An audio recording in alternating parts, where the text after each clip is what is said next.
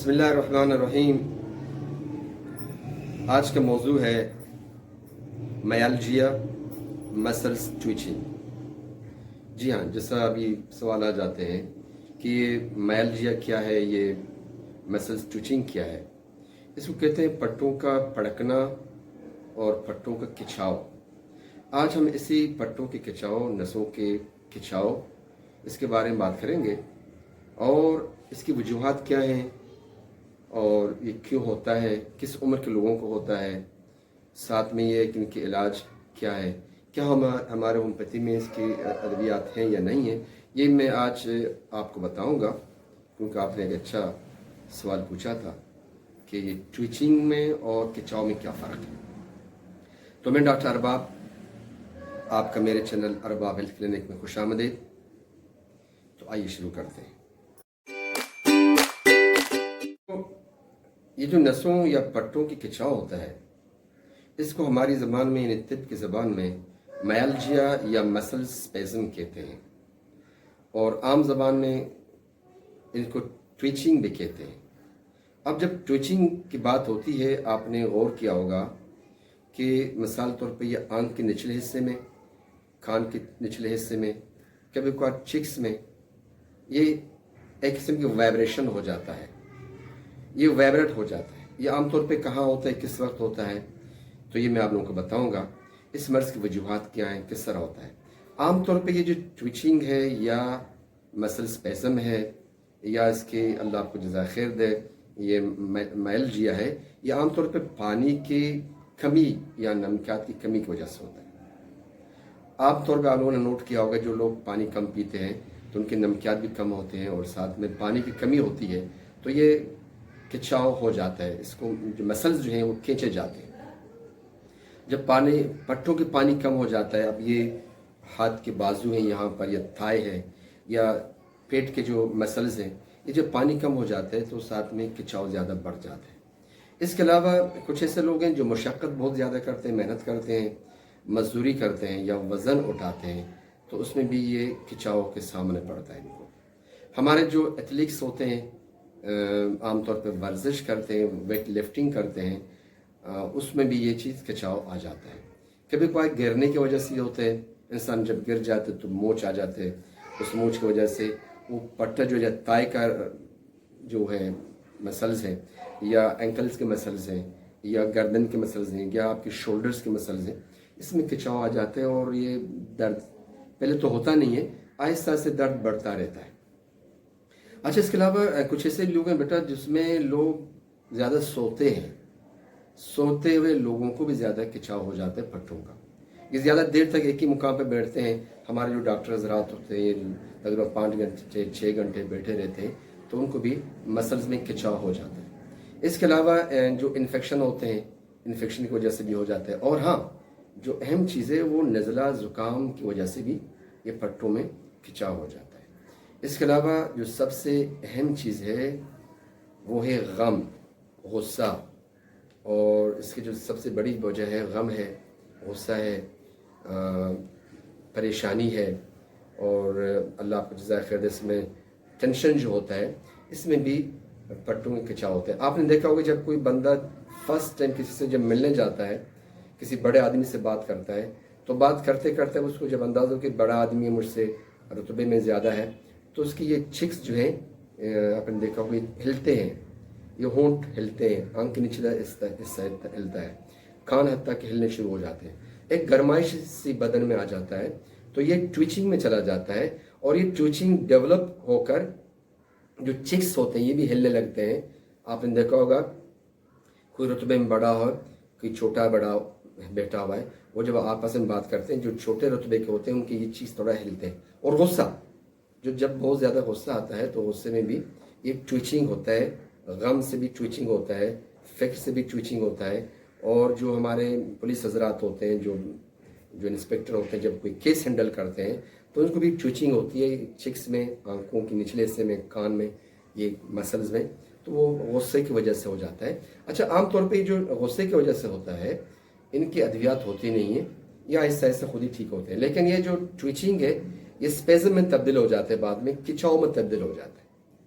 तो मैं नाज़रीन से भी कहना चाहता हूँ, आपसे भी कहना चाह रहा हूँ, जो नाज़रीन हमारे दोस्त हैं, अहबाब हैं, दूर दराज रहते हैं, वो चीज़ को ज़रा नोट कर लें कि ये ट्विचिंग जो है ये मसल स्पेज़म में चला जाता है, बाद में जो है ये खिंचाव और पेन में तब्दील हो जाता है, मसल पेन में तब्दील हो जाता है। और आप चूँकि भी प्रैक्टिस करते हैं तो आप लोगों को एक चीज़ होनी चाहिए, ट्विचिंग में और मसल स्पेज़म में फ़र्क होता है। और कभी कभार ये जेनेटिक भी होता है, पिछले बाप दादा परदादा जिससे भी होता है उसमें से ये मर्ज जो है अटैक कर देता है। और ये थी इसकी वजूहात। अब इसके अलावा जब ये अटैक होता है तो होता क्या है, आप मेरे साथ रहें। और जो हमारे दोस्त हैं, अहबाब हैं, दूर हैं, वो मेरे चैनल में फ़र्स्ट टाइम आए हुए हैं, वो मेरे चैनल को सब्सक्राइब कर लें, उनसे मेरी गुजारिश है। और ये मेरे क्लिप को आखिर तक देखें, क्योंकि मैं एंड में, इस क्लिप के एंड में मर्ज़ की वजूहात के अलावा मर्ज़ का इलाज बताता हूँ, अद्वियात बताता हूँ, किस तरह इलाज कर दवाई ली जाती है वो बता देता हूँ इंशाअल्लाह। आपसे उम्मीद है कि आप मेरे चैनल को सब्सक्राइब ज़रूर कर लेंगे, मेरे साथ रहिए। नाज़रीन, आपको खुशामदीद कहता हूँ। मैंने आप लोगों को वजूहात तो बता दी है, अब अलामत बताऊँगा, आप भी ज़रा सुन लीजिए, अलामत बता दूँगा आपको। अलामत कोई ख़ास तो नहीं होते हैं, बस ये है कि दर्द पहले तो ट्विचिंग होती है, ट्विचिंग के बाद थोड़ा सा आहिस्ता आहिस्ता एक खिंचाव होता है, खिंचाव के बाद आहिस्ता दर्द बढ़ता है, मीठे दर्द से शुरू होता है, ये दर्द बढ़ता बढ़ता है, ये डेवलप करते आगे चला जाता है।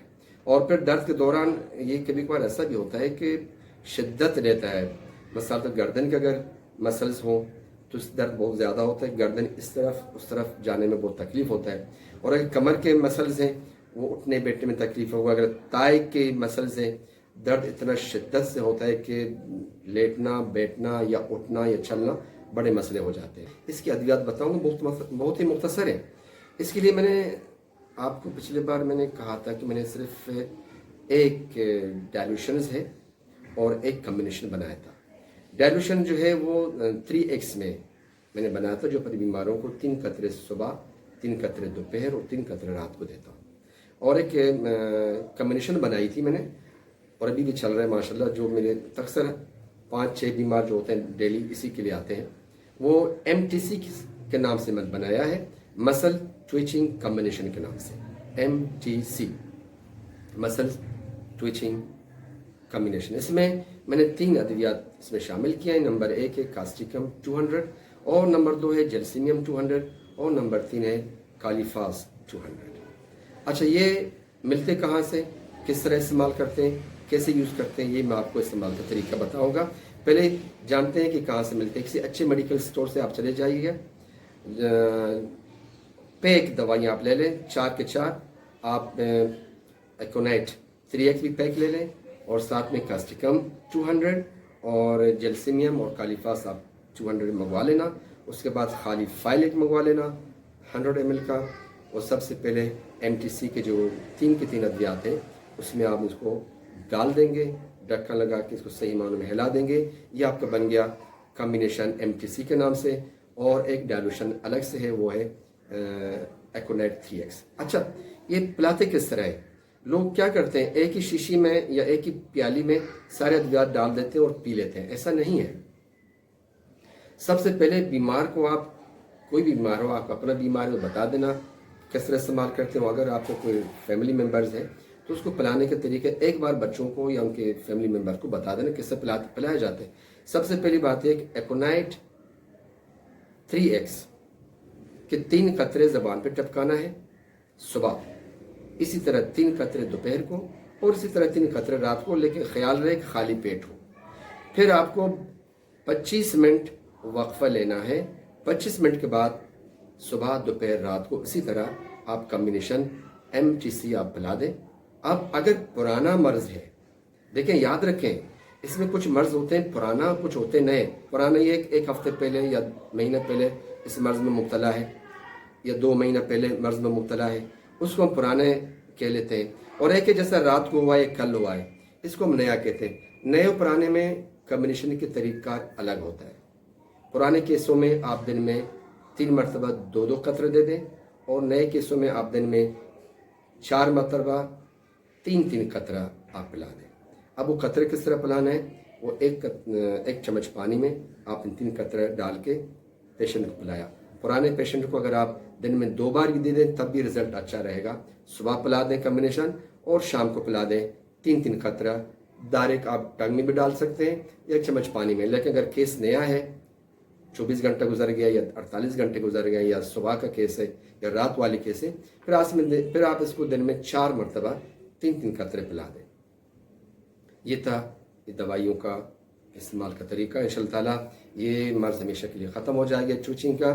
اور میں جس طرح پہلے بھی بتا چکا ہوں آپ لوگوں کو پھر سے کہہ دوں گا. حاضرین تو آپ کو پتہ ہے لیکن ناظرین کو میں کہنا چاہوں گا کہ کوئی بھی دوائی اپنے ڈاکٹر کے مشورے کے بغیر نہ لیا کریں. اپنے ڈاکٹروں سے مشورہ ضرور لے لیں.